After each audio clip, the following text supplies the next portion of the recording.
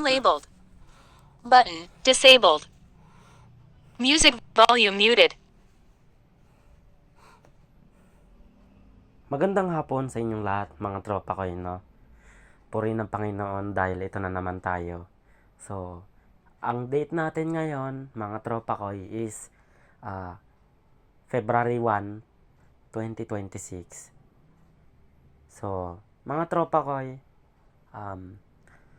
kung naalala nyo, nung nabubuhay pa si lolo ko, nung mga nakaraang taon, 2025, this February 8, nag-celebrate pa kami ng birthday niya. So, ngayon, February 1 na naman ngayon. Eto na naman tayo.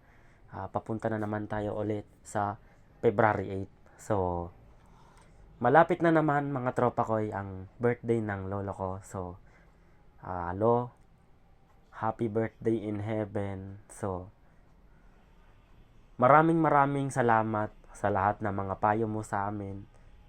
Lalo na sa akin, lalo na kay Gia, lalo na kay Gabriel, at ganun din sa mga anak mo. Sila mama, sila tito, Balong, tito Ninyo. Yan, maraming salamat. Kung wala kayo, nung nabubuhay kayo, wala rin kami na mapapangaralan mo. Salamat sa lahat ng mga pangaral na binigay mo sa amin. Kahit ngayong wala ka na sa mundo na to, no? Alam ko, wala akong pagkukulang, lo. Nung nabubuhay ka, inalagaan kita. Nagkakape tayo ng alas 3 ng madaling araw. Pag wala akong pasok, bibigyan kita ng pagkain. Pag may pasok ako, hindi kita naasikaso. So, hindi ko naman pwedeng iset aside ang pag-aaral ko, lo. Dahil, nung nabubuhay nga kayo ang hinihingian ko ng 100 para sa pangangailangan ko sa school. So, maraming salamat, lo, no? Kaya nga, sa lahat ng mga payo mo sa akin, dito ako natuto. Tapos, nung nabubuhay ka pa, meron pa tayong tawanan na ginagawa nung nabubuhay ka. Yung, naalala ko yung nabubuhay ka, sinasabi mo pa nga yung, ako ay may alaga asong mataba. At ang sabi ko naman, sa pagpapatawa mo, lo, sabi ko doon is, blackjack, yung modelong charing. So, mga tropa ko, ganun magpatawa si lolo ko. Kung ano yung version ng blackjack na ang modelong charing, ginagawa niya naman yun sa ako ay may alaga asong mataba. So, ganun magpatawa si lolo ko, mga tropa ko, nung nabubuhay pa siya. Naalala ko pa nga, nung,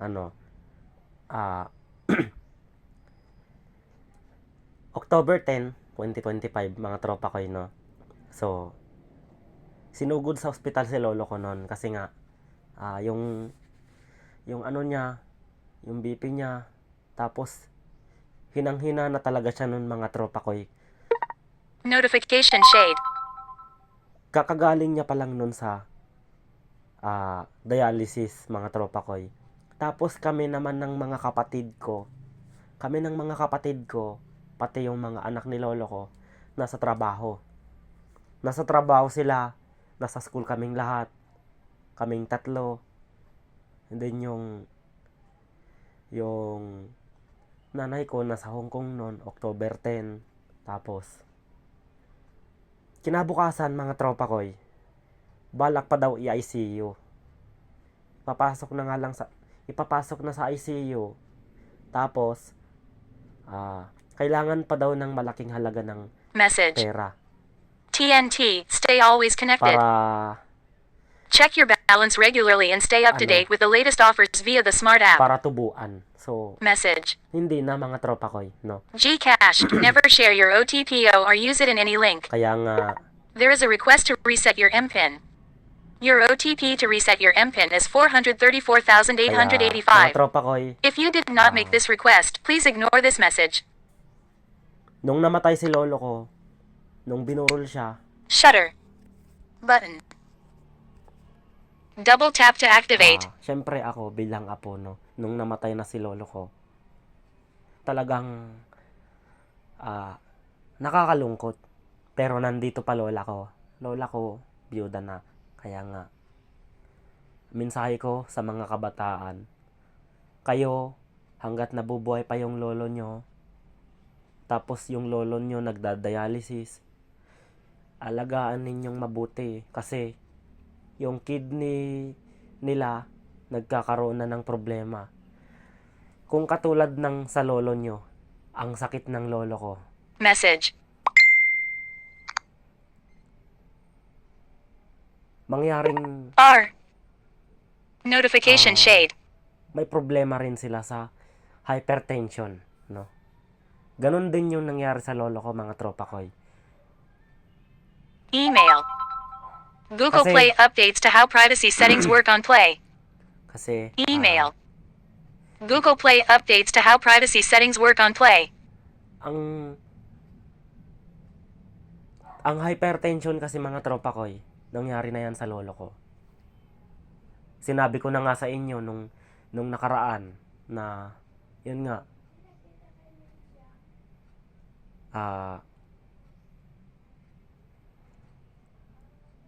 wala na nga si lolo ko. Ang kinamatay niya is chronic kidney disease. Stage 5 na siya, mga tropa ko. Kaya, kasi, ang hypertension, yan din ang nagpatumba sa lolo ko, no? Rheuma, arthritis, yan ang nagpatumba sa lolo ko noon. Kaya nangyari, 2015, kinonfine na si lolo ko. So, December yon, 2015, 2016, dinayala, na si lolo ko, dinadialysis na siya. So, 10 years, 10 taon siyang lumaban, mga tropa ko. Pero nung nagka-mild stroke na si lolo ko, nung 2020, hindi na siya pinayagan na mag-drive ng doktor niya. Kasi, makabangga daw. Totoo nga naman, mga tropa ko. No? Kasi ako, ginawa ko na yung mga nagawa ko sa lolo ko. Alas 3 ng madaling araw, gigisingin ko yan. Kakain kami. Tapos, masayang pag-uusap patungkol sa school. So, natutuwa naman si lolo ko. Kaya yung mga iba kong grades, pinapakita ko kay lolo ko. Kung ano yung mataas, kung ano yung mababa. Para sa akin, pinapakita ko lang sa lolo ko yung mas mataas. Hindi ako nagpapakita ng mababang grade. Sabi nga ni lolo ko, ngayong nasa abroad yung mama mo, kanya sa akin, kami mag-aalaga sa inyo.